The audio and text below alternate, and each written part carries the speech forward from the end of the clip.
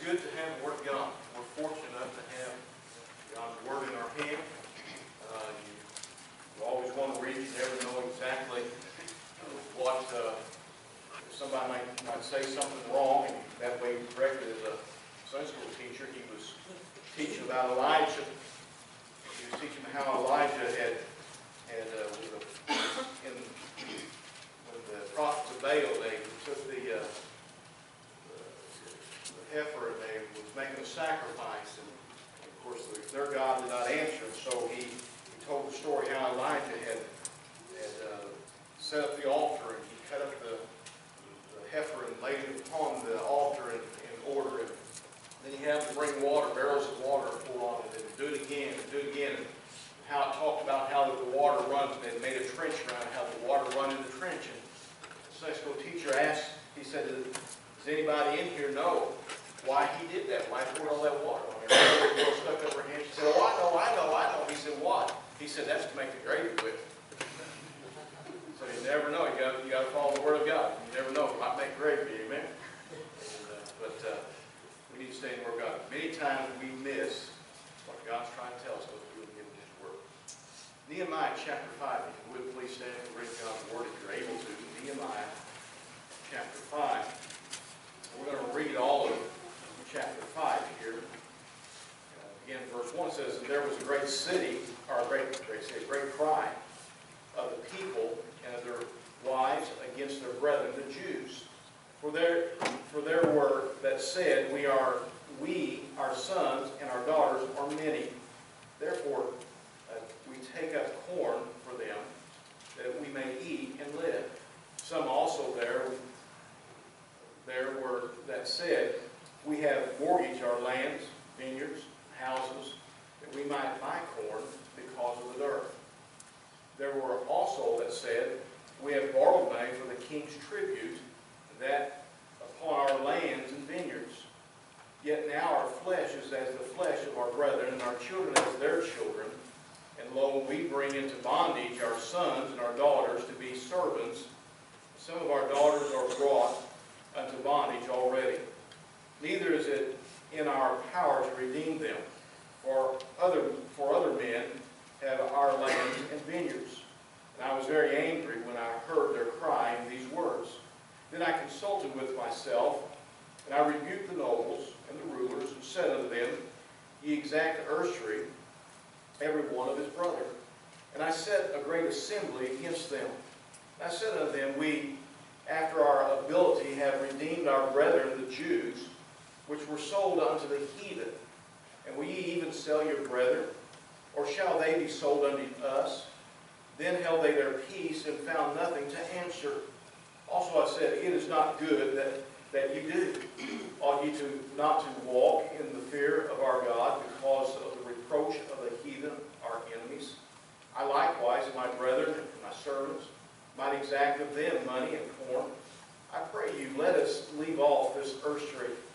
Restore, I pray you, to them even this day their lands, their vineyards, their olive yards, and their houses, also the 100th part of the money, and of the corn, the wine, and the oil, that ye exact of them. Then said they, we will restore them, and require nothing of them, so will we do as thou sayest. Then I called the priest, and took an oath of them, that they should do according to this promise. Also I shook my lap and said, so God shake out every man from his house, and from his labor, that performeth not this promise, even thus be he shaken out and empty. And all the congregation said, amen, and praised the Lord. And the people did according to this promise. Moreover, from the time that I was appointed to be their governor in the land of Judah, from the 20th year even unto the 32nd year of Artaxerxes the king, that is 12 years, I and my brethren have not eaten the bread of the governor. But the former governors that had been before me were chargeable unto the people, and had taken of them bread and wine, beside 40 shekels of silver. Yea, even their servants bare rule over the people. But so did not I, because of the fear of the Lord. Yea, I also continued in the work of this wall, neither bought we any land, and all of my servants were gathered thither unto the work.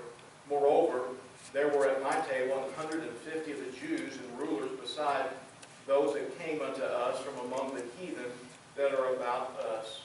Now that which was prepared for me daily was 1 ox, 6 choice sheep, also fowls were prepared for me, and once in 10 days store of all sorts of wine. Yet for all this required not I the bread of the governor, because the bondage was heavy upon this people. Think upon me, my God, for good according to all that I have done for this people. If you look with me back in verse 5, it says, Yet now our flesh is as the flesh of our brethren, our children as their children. And lo, we bring into bondage our sons and our daughters to be servants. And some of our daughters are brought unto bondage already. Neither is it in our power to redeem them, for other men have our lands and vineyards. I'd like to preach to you bondage from within. Let's pray. Father, we thank you for this day. Thank you, Lord, that we can gather together tonight. Lord, I pray that you would speak to our hearts. Lord, you know the need of those who are struggling in different areas of their lives. Lord, we pray for new converts. Help them, Lord, to be faithful to come to church, Lord, to grow in you. Lord, I pray that you help us to encourage them. Lord, I pray that you would just put a hedge of protection about them, keep safety from pulling them away. Lord, strengthen them. And Lord, I pray for Christians that we would look for ways to be a blessing and encouragement to others. Lord, I pray that you would be with the services this week, Lord. Do a mighty work. These services tonight. Let's pray in Jesus' name. Amen. We've seen a battle that has taken place here in Nehemiah without by Sanballat and his cohorts trying to stop the work of God. But there's always a battle or a struggle within. And we find that going on here as Satan tries to stop the work. He's trying to disrupt everything, even on the inside. That's the way it is in a Christian's life and in a church. Satan will try to attack from the outside. He always has. He always will. But he always tries to attack from the inside also, getting Christians to go against one another and causing Christians to turn away and causing problems. I want us to look here at and I want to explain something here, that what was going on here, so that you kind of understand the bondage that they was in, the struggle that they was having here as Satan tried to stop the work. They were poor coming out of Babylon. They'd been in Babylon in bondage there, and so they didn't have anything. And so when they was able to go back to Jerusalem, they loaded up what little they had. They didn't have anything really, so they were poor. And so they come back to Jerusalem. They had to build houses. They had to buy food. And they had to pay taxes back to the king. And so it was taking absolutely everything that they could muster together, a lot of them, just to survive. And many times what they was having to do, they had to mortgage their lands, and they had to sell the mortgage their crops. And their crops, by the way, didn't do very good because there was, it says, dearth, which is a famine or a drought in the land. There was a drought there.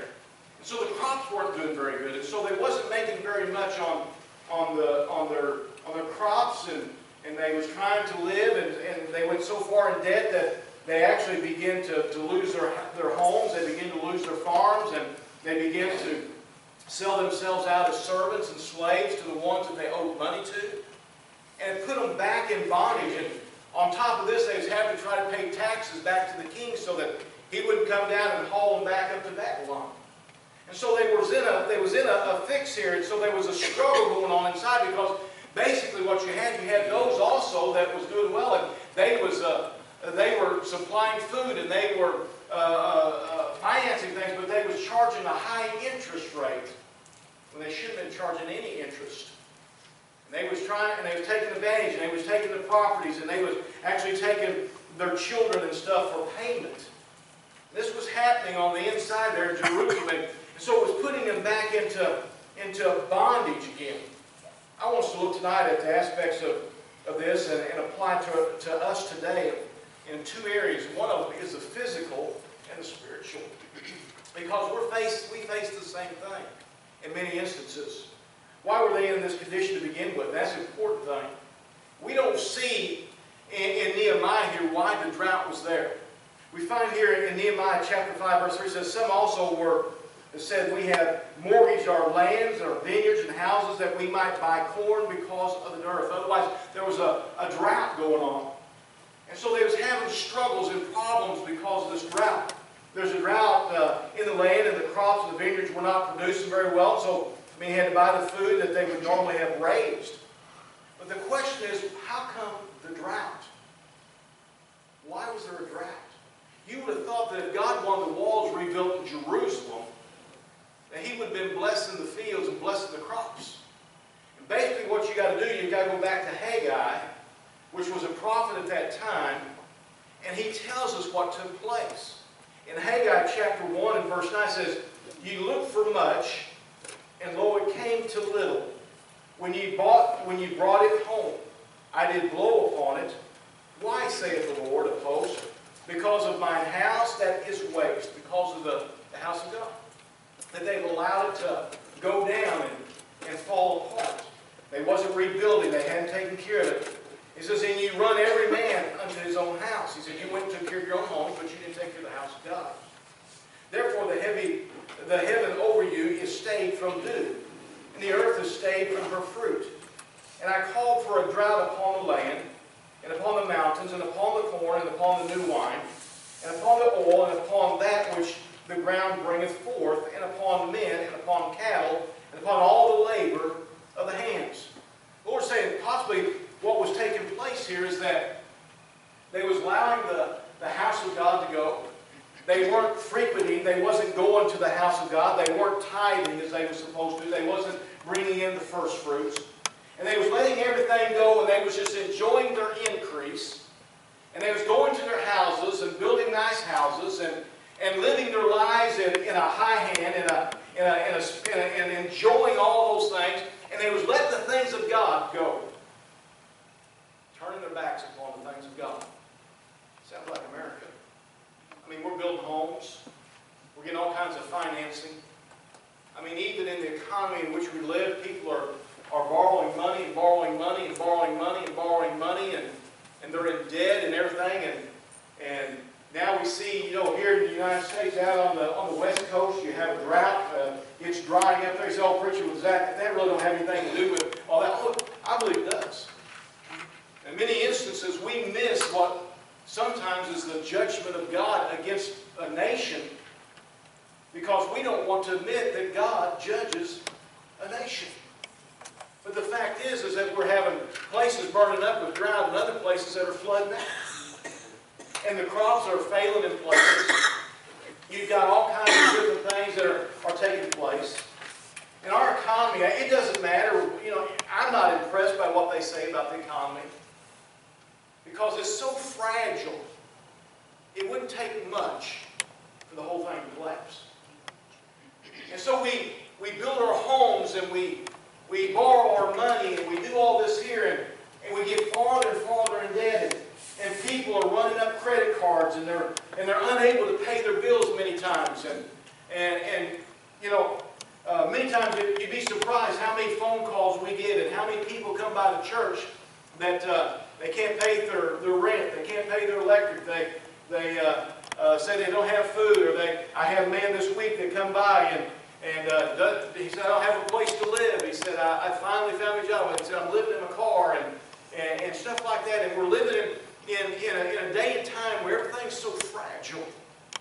And the reason for it is the same reason of Haggai's day and Nehemiah's day, is because we have turned away from the house of God. And we've turned away from the things of God. And even within the church, Christians have neglected their duties towards the things of God, such as tithing. See, preacher, you'll preach on tithing. You hardly ever hear me say anything about money, but you know what? Because that's where we're at, I'm going to deal with it a little bit tonight. The fact is that we're in such a fragile area of life in America that we don't realize that there is a judgment of God. And when we neglect it, even as they neglected the house of God and the things of God. In Malachi, we find that in chapter 3 and verse 8 says, "Will a man rob God?" And people say, "I'm not robbing God. I haven't taken anything of God." I want you to know something. God owns it all. Amen. absolutely everything. It belongs to Him. It says, yet ye have robbed me. But you say, wherein have we robbed thee? He goes on, he says, in tithes, in offerings. Ye are cursed with a curse, for ye have robbed me, even the whole nation. To bring ye all the tithes into the storehouse, that there may be meat in mine house, and prove me now herewith, saith the Lord of hosts. If I will not open you the windows of heaven and pour you out a blessing, that there shall not be room enough to receive it. And what we're seeing today, part of the economical problems, I believe, in America is it's a spiritual problem. That's where the economical problem is coming from. It's a spiritual problem. The same thing that was happening, the economical problem in Nehemiah's day in Jerusalem was a spiritual problem. Because they had neglected the things of God. Because they had neglected the house of God. Because they had neglected to serve the Lord and turned away from Him. And very possibly the tithes and the offerings that they was to bring, they did not do it. And so the Lord, He just dried up the ground. It's amazing to me that we haven't learned a lesson that, God can turn the spigot off anytime He wants to. Amen. He's in control of all things. And we better learn that as a Christian. Even in America, we've robbed God and now we're reaping it. But it's the Christian who holds that responsibility, not just the lost, not the lost world. Therefore, we reap in our homes and in our nation. You see, God hasn't looked to the lost world. He's looked to you and I and how we abide by His Word. The lost world does what the lost world always does. But you know what happens sometimes is we think, people get in financial problems and they can't pay their bills and stuff. And many times I can track it back. If it's a Christian, I can track it back. But they're not tithing. They're not tithing. And they wonder why that so many bills come into play and why they're having trouble meeting this bill and that bill. I'm not saying that you're going to be rich if you tithe. I'm just going to say God's going to take care of you. He's going to watch over you. I've said it, you've heard me say it, I'm pretty sure you have. It's not so much of what I could put in the bank, but what I haven't had to take out of the bank. I've had God keep appliances going for years and years, and just, a year or two ago we had to buy a dryer, and that was the first dryer that we bought since we had been married, and it was used when we bought it. And God just blesses. And God honors. I've had to keep vehicles running when they shouldn't have been running. And I'm not talking about this wealth and prosperity deal and name it, claim it type deal. I'm talking about the very principles that God laid down in His Word about the Christian, about tithing. You know what? I'm going to tell you something. Tithing is kindergarten. That's bottom shelf. Because it's spelled out so well in the Word of God. That's just bottom shelf. And it's something that we need to learn, the principles of God's Word. I had a man, he and his wife was in financial trouble, and he was talking to me and struggling. They was at one another and everything, and he came in and sat down, and we was talking about it, and she didn't want to come in and talk about it. We talked about it and everything, and I looked at across the and he was active in church, and he was in church, and they owed somewhere in the neighborhood of about $20,000 to $30,000 in credit cards. And he said, "Man, we just can't make it." And I looked at him and I said, called him by name, and I said, and I never look at, honestly, I never look at what people tithe. I don't want to know. I don't. I'm going to let God take care of that. That way I can get up here and preach and look at every person in the eyeball. And I looked across there, and I was the same way, and this is what I said. Do you tithe? And this is what he said. Well, sometimes. Sort of. I said, there's your problem. This man was making big money. His wife was making good money.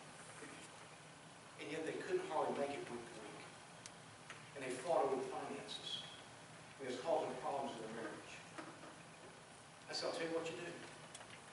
said, you start tithing, and God will help you get out of this mess.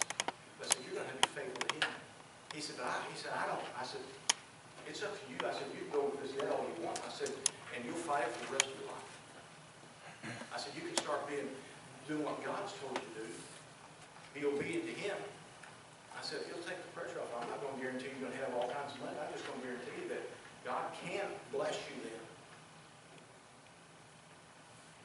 In about 2 years, he said, okay. In about 2 years or less, I could tell things had changed. And I asked him, we was talking one day, and I said, how's it going? He said, good. He said, ever since I started tithing, I said, God's got the things in line. He said, we got it all good. He said, everything got that. But it's just one of those. Had another couple that come in and sit down, and I remember that because it was like $36,000 of credit cards. They maxed out credit card, get another credit card, maxed out. And they was flopping in things. And they got on, and we would sit down and talk and everything, and I told them, I said, you need to, I said, there's a Dave Ramsey program you can get on, and it'll help you with your finances, and I knew they need some more help in that, so you can do this and do that. And they did, and one of the first things Dave Ramsey will tell you is you need time. That's Christian. Let me tell you something. I've seen God pay bills that I didn't have the money to pay. I've seen God do things that I never could imagine.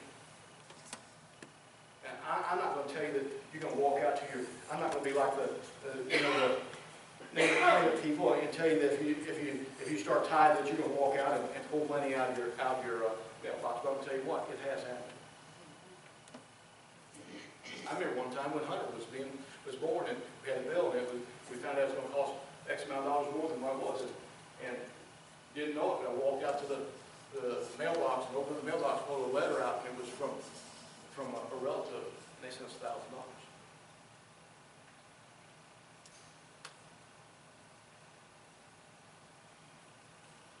I've seen God pay bills that the insurance bills that the insurance company said they would not pay. We had kids that got paid, that were born, got paid for by hail damage. God must not take care of it. Now, I'll never drive a Mercedes probably unless it's a real old one. That have to push. But you know what? I don't have to. Well, I'm not talking about becoming wealthy. I'm talking about becoming obedient. So that God does for us. One of the first things, and so you boys up here in front, and you young adults, and I don't, like I said, I don't know anybody's finances and don't want to know. Don't take some. There's a principle you better get down to. God bless you. And that's tithing. I've had people tell me, I can't live on 9/10. And I told them, this is what I told them. I said, I can't live on 10/10. I said, but I can live on 9. And then there's the offering beyond that. The faith promise missions and stuff like that, hey, God will bless him. And he just honors it. And I'm going to tell you something, you can't outgive God. You want him to rain on your field, and I'm talking about your life and blessing. I'm not talking about necessarily I'm just talking about, we've had a lot of rain this year, should have put it that way, I guess, but anyway. Right, Jim? But the thing of it is that how can God bless in an area that we struggle in like that if we won't obey in that area? And this is what had taken place here in Nehemiah's time. And so there was this struggle that was going on, and Haggai tells why the drought was there and what was taking place. And so we see the struggle within and the struggle that was holding from the inside as a mere obedience unto the Lord and obedience unto the Word of God. And if those men would have realized, if they would have stopped and thought about it, they weren't supposed to take usury from people, from the Jews anyway. And they wasn't supposed to put their brothers and sisters and fellow countrymen in bondage either. Yet they did. So many times we miss out what God's trying to do. They were under that bondage of that because of what had taken place. They were under a physical bondage from within. Verse 5 says, "Yet now our flesh is as the flesh of our brethren, our children as their children, and lo, we bring into bondage our sons and our daughters to be servants." I want to tell you something. We are bringing our children into bondage in this country because we are not serving the Lord. Hey, listen, the future of our children and our grandchildren is one of bondage because the Christians, moms and dads and grandparents are not living for the Lord like we ought to. And we're pulling them into bondage. And if you want to look at it from this standpoint, hey, I forget how much it is that when a child is born, how much they owe from the very moment they're born. They owe that. And they're going to have to pay that out through their lives. We have kicked the can down the road so far in America financially that our grandchildren, our great-grandchildren, our great-great-grandchildren, it'd be almost impossible to get it out of debt unless we begin to change some things radically. We can put them in bondage. And Lord, we bring into bondage our sons and our daughters to be servants, and some of our daughters are brought into bondage already. Neither is it in our power to redeem them, for other men have our lands and vineyards. We get into a place where we can't back up. The enemy became their own selves. I'll tell you something, Christian, we can become our worst enemy. We can become our worst enemy when we don't serve God and when we don't live for the Lord. They were buying themselves back into a place of bondage. In John chapter 8, verse 36, "If the Son therefore shall make you free, ye shall be free indeed." When you got saved, the Lord meant for you to be free. He did not mean for you to go back into the bondage of the things of this world and back into that physical bondage of things that enslaves you. But many times we enslave ourselves again with the physical things of this world. And that's what's happening. Christians are buying and getting the things of this world, amassing the things of... Hey, listen, it's going to be gone one day. I'm not against people having cars and houses and stuff, but when that becomes so important in our lives that it controls us and pulls away from serving God, it's bondage again. Satan wants to use that to keep us busy. We enslave ourselves, putting ourselves in debt that we really can't afford. And Proverbs 22 says, "The rich ruleth over the poor, and the borrower is servant to the lender."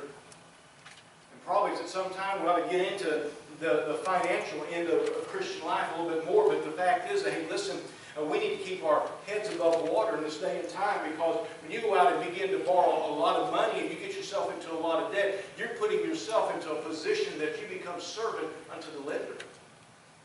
You got to be cautious, because then Satan can use that against you and cause you to work hours upon hours upon hours and miss the house of God and not go in and serve the Lord and not be in church. And I don't know how many people that have told me they would take on a second and third job and they would begin to miss services on Sunday and on Wednesday nights and everything. And you go and talk to them and they say, "Well, preacher, I just owe so much money. I've got to work the extra hours to pay my bills."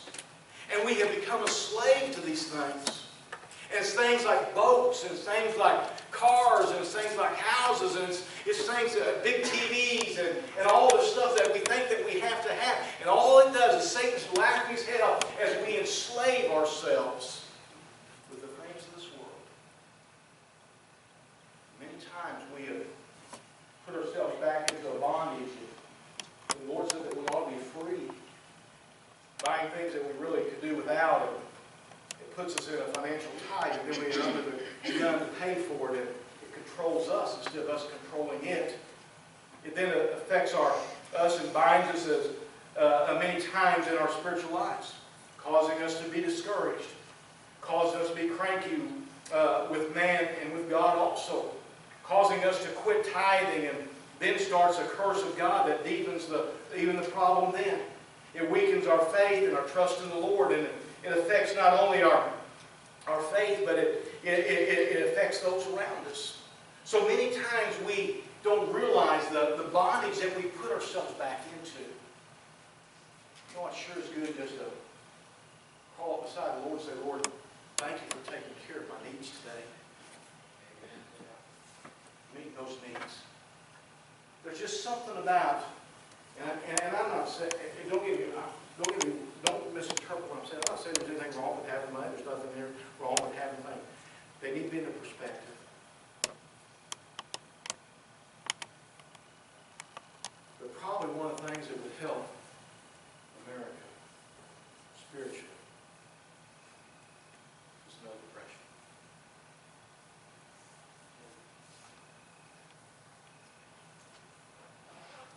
preacher, for one, does not want to see it.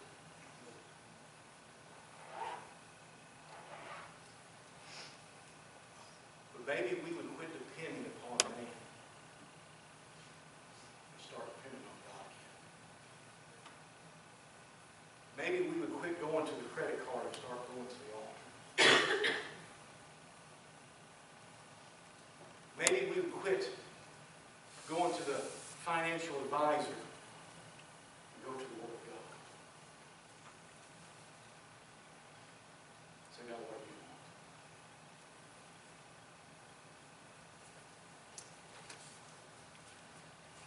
You know, we can amass all kinds of wealth, but in a few years, we die.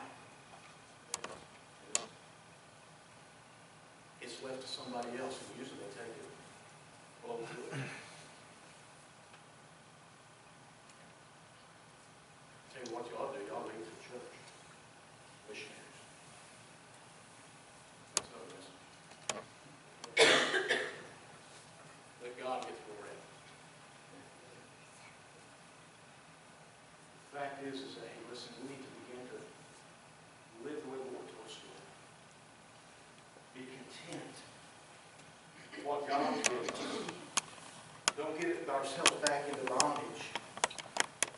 1 Timothy 6:8 says that having food and raiment, let's therewith be content. Many times we've got to have more. Or it's not exactly what we want. Hebrews 13:5 says, let your conversation be without covetousness. Be content with such things as you have, for he has said, I will never leave thee nor forsake thee. But in 1 Timothy 6:6 says, but godliness with contentment is great gain. You know what?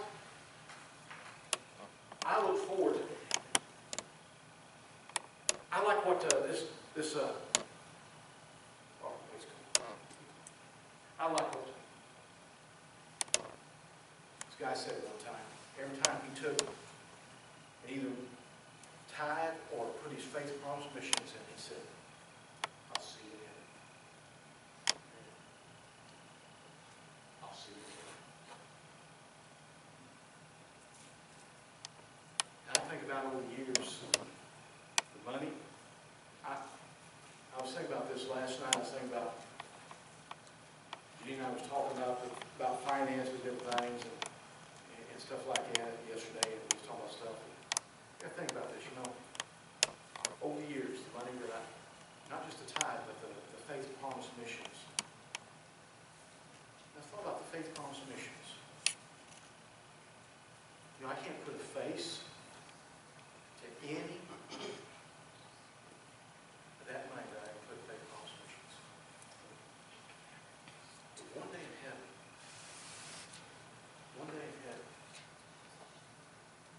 I believe that somebody's going to walk up and say, you don't know me, but I live in such and such country. And you supported the missionary. They brought me the gospel. I just want to thank you. If there's just one, it's worth it all. If there's just one. I think about over the years, being in the ministry and supporting the ministry, and you run the buses and different things, and yes, it takes money and everything, we put the money in it and everything. And one of these days, I stand and somebody said, you don't know me. I just want you to know that your tithes and your offerings, since this bus by, they picked me up. And I got saved. If just one,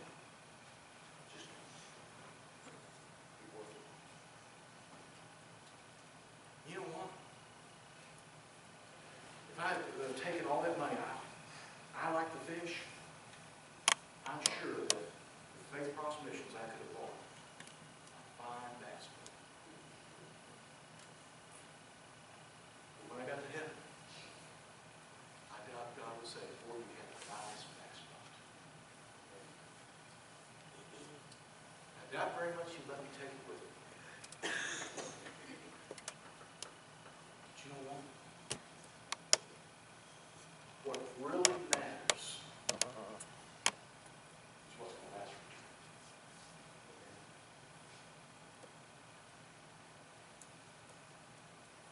It comes down that you have to eat beans every meal. Give the gospel out.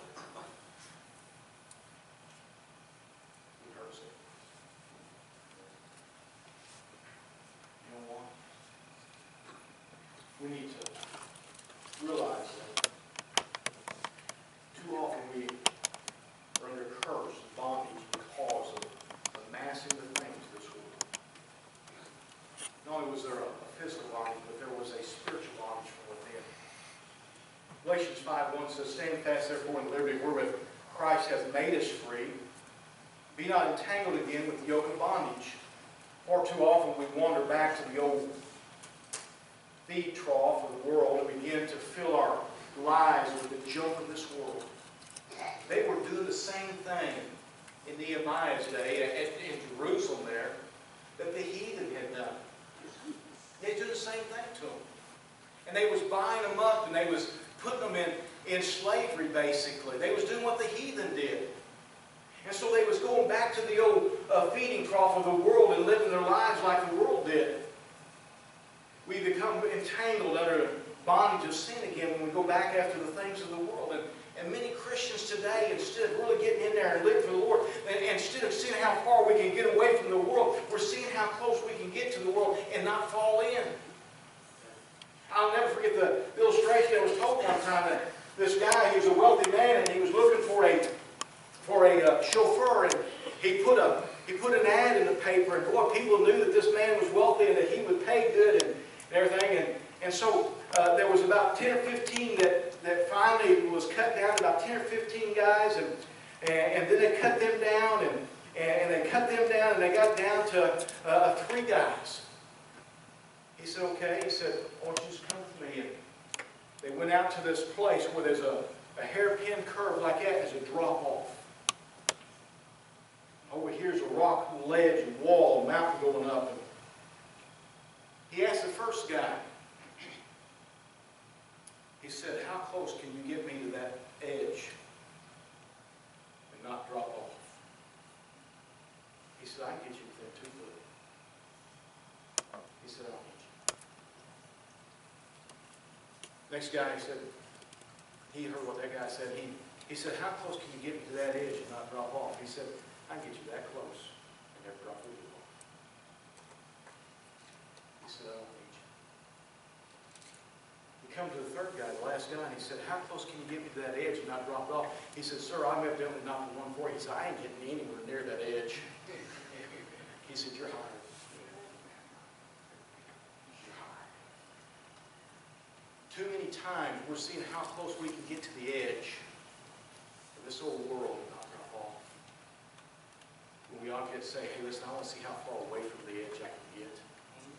How close to God I can get. Live my life as close to the Lord as I possibly can.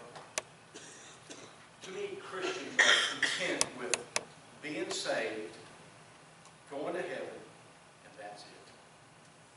When there's so much more that God's got for us, so much more that He wants to do in our lives, we need to put away those things of the flesh and that keep us spiritually defeated. In Romans chapter 8, it says, and if Christ be in you, the body is dead because of sin, but the spirit is life because of righteousness, doing right. But the spirit of Him that raised up Jesus from the dead dwell in you. He that raised up Christ from the dead shall also quicken your mortal bodies by His Spirit that dwelleth in you.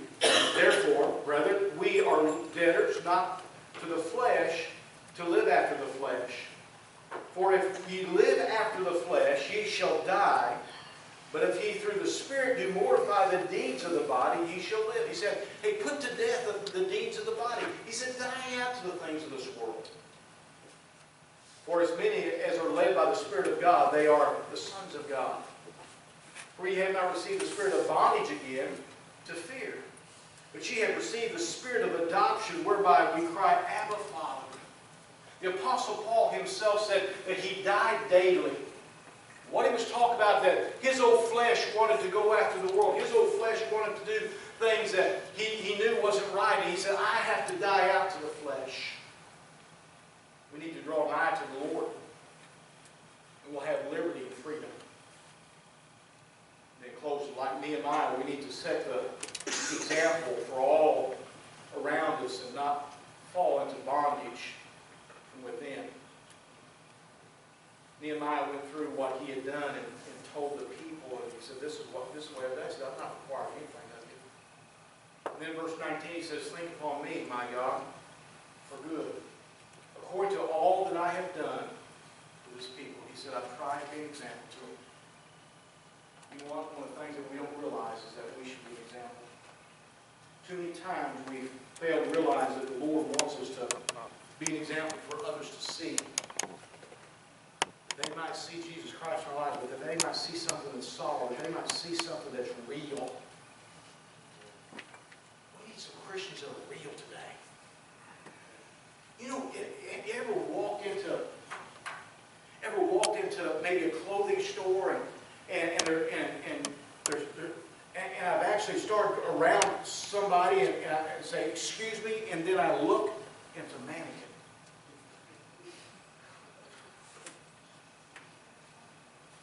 You're like, just kidding. In case somebody heard you.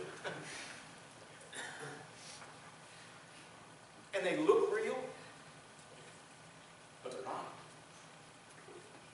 They're not. I remember some of our girls, they went maybe on one of the trips from ACE, with ACE International or something, or they went someplace and they were sitting, they was actually trying to act like there was mannequins in this class. There were mannequins around there. And people were watching them. They looked at them, they wasn't really sure. You know what? People need to know that we're real. They need to know that Christianity is real. They need to see something that's real. They've seen so much fake. They need to see something that's real. Something that's from the heart. Not just from the head. A Christian that loves the Lord with all their heart, with all their soul, with all their mind, with all their strength. That does what they say. Falls in love with God. It's honest. It's a good example. It's humble. Peaceful. They need that. They need that example. I think there Paul was writing to Timothy. 1 Timothy 4:12, he says, let no man despise thy youth. He says, but be thou an example of believers. Goes on, he says, in word, in conversation, in charity, in spirit, in faith, in purity. He said, be an example. With what you say, that's the words. The conversation that's talked about is the manner of life in which we live. In charity, that's in love and what we do. In spirit, that's our attitude. That would shoot down about 75 to 80% of the Christians right there in our spirit.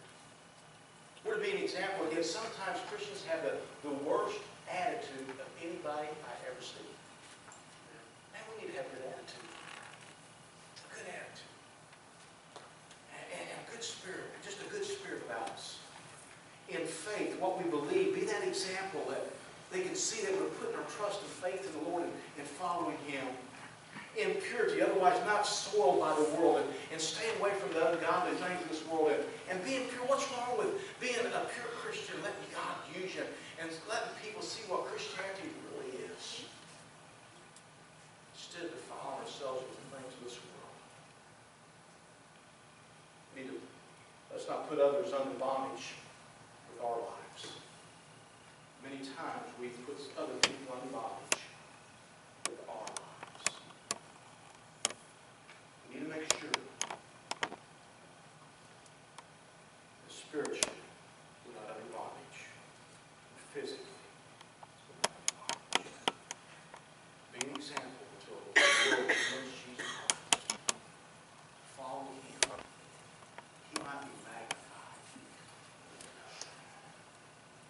realize that sometimes the bondage comes from me. Sometimes we put our own selves back in bondage. It's not the devil. Sometimes it's our old flesh. It's not the devil. Be careful about the bondage. Father, we thank you for loving us. Help us be cautious. Lord, be obedient unto the word of God. Help us, Lord, not to put ourselves back in bondage, not to put somebody else in bondage. For example. Help us to magnify you and glorify you with our lives. Or there's enough battle going on the outside that Satan attacks. Lord, help us to not put ourselves back in bondage through disobedience unto the word of God. Lord, help us not to allow it to become dry. Lord, I pray that we will allow you to bless in a special way in our lives. Have your will, Lord, I pray in Jesus' name. Maybe tonight your deacon comes and Lord,